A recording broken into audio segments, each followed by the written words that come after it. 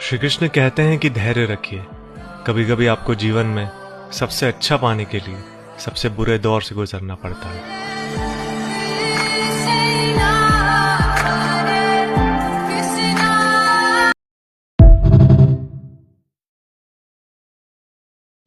यदा यदा हि धर्मस्य जब जब धर्म की हानि होती है ग्लानिर्भवति भारत तब तब मैं आता हूँ।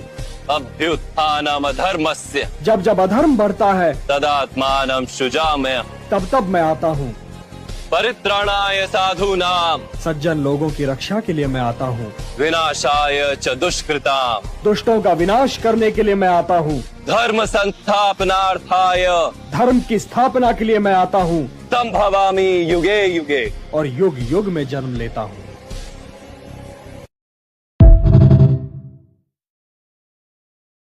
एक सवाल है आपसे, अगर भगवान खुद आपसे मिलना ना चाहें तो क्या आप उन्हें ढूंढ पाएंगे? 5 भाइयों ने यही किया था। हजारों किलोमीटर चले, हिमालय की बर्फ में भटके और उस परमेश्वर को खोज निकाला जो खुद उनसे छुपना चाहते थे। ये कहानी है केदारनाथ की, भारत का एक दिव्य ज्योतिर्लिंग जो समय, बर्फ और बाढ़ के सामने भी अडिग रहा।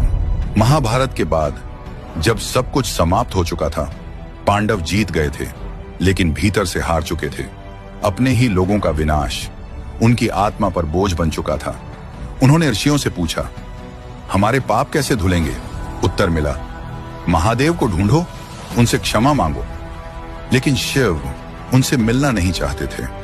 वे दूर चले गए हिमालय की गहराइयों में और वहां उन्होंने बैल का रूप धारण किया और केदारनाथ की वादियों में छुप गए। लेकिन सत्य छुपता नहीं। भीम ने पहचान लिया, यह महादेव हैं। वो बैल भागा और पांडव उसके पीछे। बर्फ, पत्थर, ऊंचाई, फिर भी पीछा नहीं छोड़ा। तभी वो बैल जमीन में समाने लगा और उसी क्षण भीम ने उसकी पीठ पकड़ ली। शरीर धरती में विलीन हो गया, लेकिन कुबड़ बाहर रह गया और वहीं प्रकट हुए केदारेश्वर।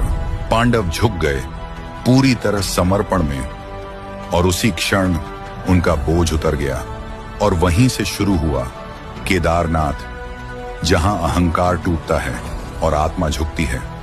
यहां भगवान मिलते नहीं, यहां भगवान प्रकट होते हैं। लेकिन कुबड़ तो यहीं मिला, पर बैल के बाकी अंग कहां गए? 5 स्थान पंच केदार पार्ट 2 में मिलते हैं। हर हर महादेव।